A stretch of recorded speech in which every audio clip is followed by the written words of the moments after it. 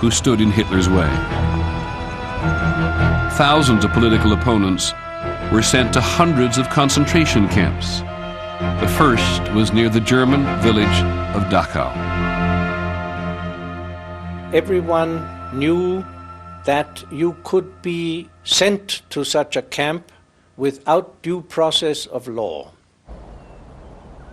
We had a verse that was widely recited, Lieber Gott, mach mich stumm, dass ich nicht nach Dachau komm. Dear God, strike me dumb so that I won't be sent to Dachau.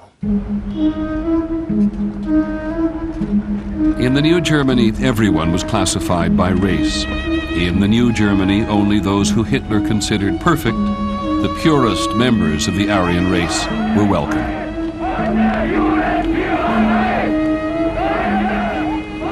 The main undesirable group were the Jewish people, the Jews. We were being told that the Jews, they are behind everything which is bad in Germany. There was a lot of propaganda against the Jews. There were no longer any normal newspapers. Most of them were Nazi. You saw headlines, the Jews are criminals, the Jews are vermin, they must be killed, they must be ousted. Hitler had declared in Mein Kampf that Jews weakened the German master race. Well, of course, we talked about race in school, and the superior races, the non-superior, the degenerate races. And the teacher had some calipers to measure the width of your eyes and your nose and so on, the head. In our classroom, we had a poster.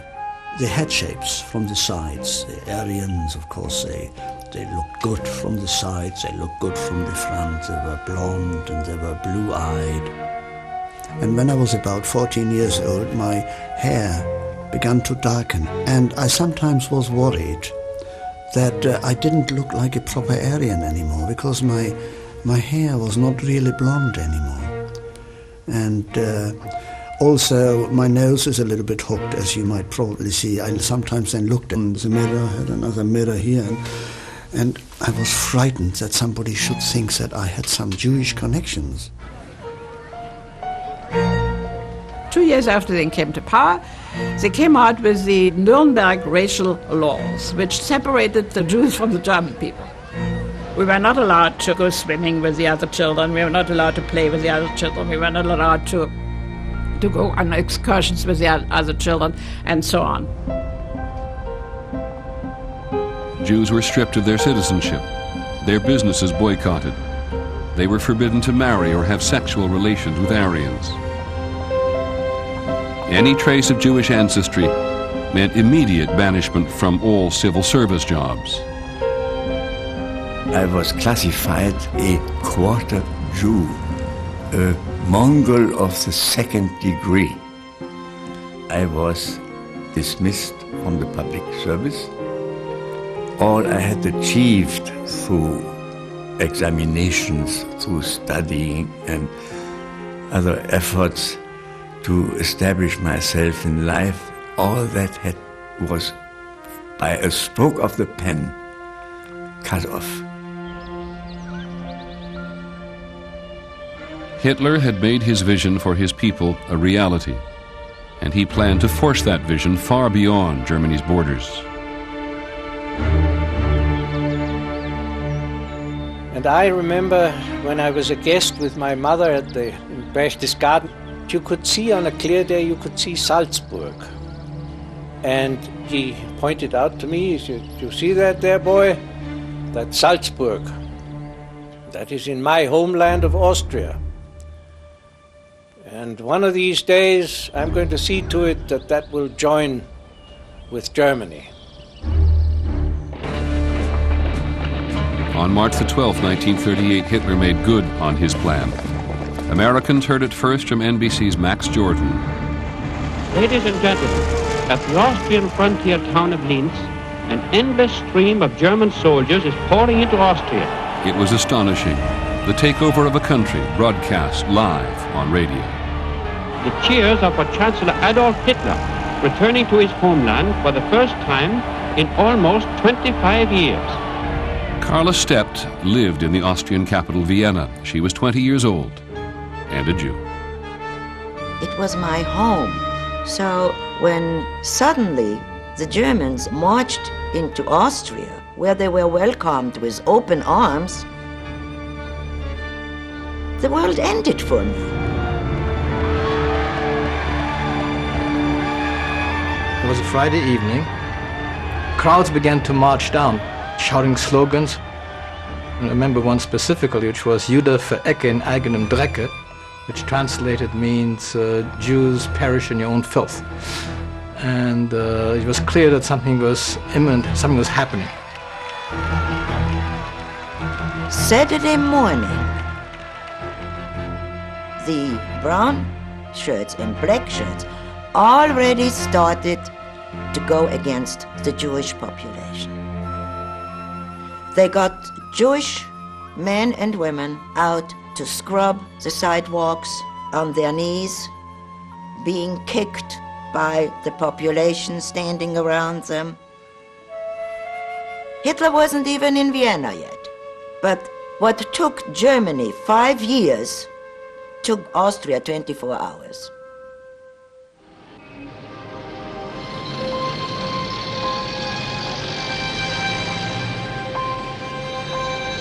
In the spring of 1938, few Americans could avoid the news of Hitler in Germany. The parade through Berlin's Tiergarten shows that once again Germany has a real army. That would mean war.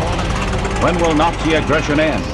The democratic nations draw together against Suddenly, as if in warning to the rest of Europe, Hitler orders all Germany to mobilize at its full war strength. 1.5 million. Growing anxieties over the increasing power of the Third Reich turned a heavyweight boxing match in June 1938 into an international showdown. In one corner of the ring would be Hitler's pride and joy, Max Schmeling. In the other, the American champion, Joe Louis. Joe symbolized not only the fight against discrimination, but the struggle against fascism at a time when the entire world was talking about Hitler and Mussolini, anti-Semitism.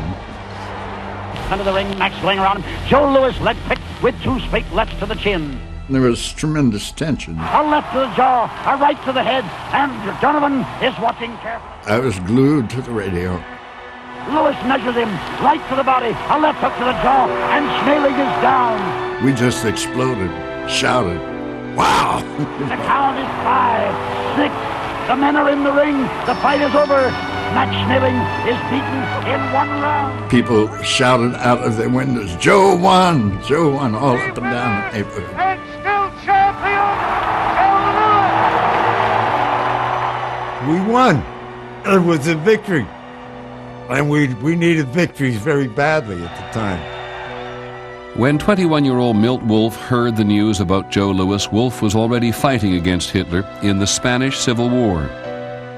In that war, Nazi Germany was supporting Francisco Franco's fascist rebels who were about to overthrow Spain's freely elected government.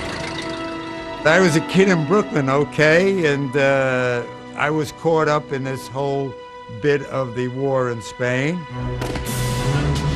For myself, it was a commitment to a struggle against fascism. Milt Wolf joined 2,800 American volunteers in the Abraham Lincoln Brigade. In defiance of American neutrality, they went to defend democracy in what was widely seen as a dress rehearsal for the greater battle with Hitler. So these were guys who were essentially coming off the street. Most of them had no military training at all. And up to the front they went.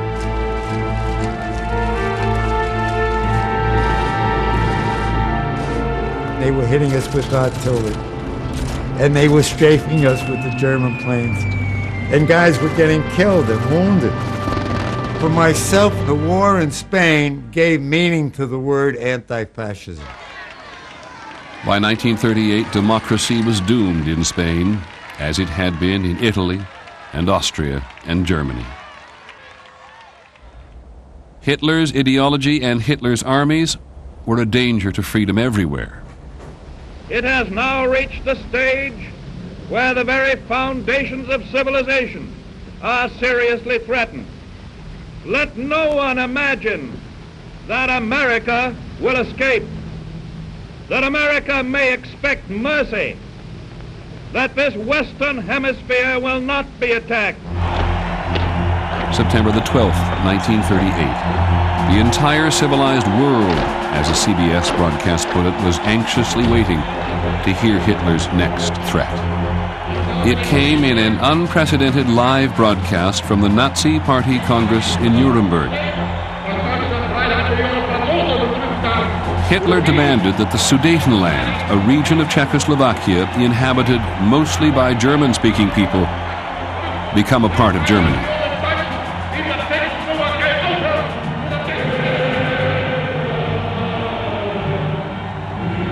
The Columbia Broadcasting System has brought its listeners the address by Adolf Hitler. At this time, we present H.B. Kaltenborn. Good afternoon, everybody. Adolf Hitler has spoken, and the world has listened. The world has listened because it feared that this speech might mean war. The British Prime Minister, Neville Chamberlain, who'd never been on an aeroplane before, flew to Germany twice within 10 days to seek a peaceful settlement. Just to see on the newsreel screen Chamberlain coming there with his umbrella, it's unthinkable to a German mind. Hitler with an umbrella, you know. You laugh when you think about that. We thought they were weak. Chamberlain failed. Hitler refused to withdraw his demands. The Sudetenland would be his one way or the other. War now seemed inevitable. In Britain, nervous citizens began to build bomb shelters. In France, army reserves were called up. And then, only 24 hours before Hitler's promised invasion of Czechoslovakia, Prime Minister Chamberlain once again flew to Germany. At a meeting in Munich with Hitler and Italy's Benito Mussolini, Chamberlain abandoned the Sudetenland to Germany in return for what he called peace in our time. Hitler gave his word that there would be no more territorial claims. Chamberlain flew home to a hero's welcome from a Britain anxious to avoid another conflict after the devastating slaughter of World War I only 20 years earlier. And here is the paper which bears his name upon it as well as mine. As symbolic of the desire of our two peoples never to go to war with one another again.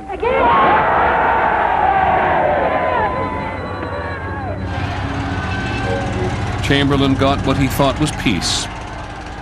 Hitler got the Sudetenland. To us Germans, it was a great thing.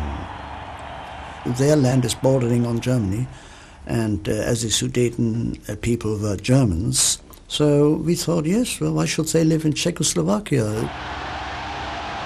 On October the 1st, 1938, Hitler welcomed 3.5 million Czechoslovakians of German blood into the Reich. Hitler's reception was a replay of Austria.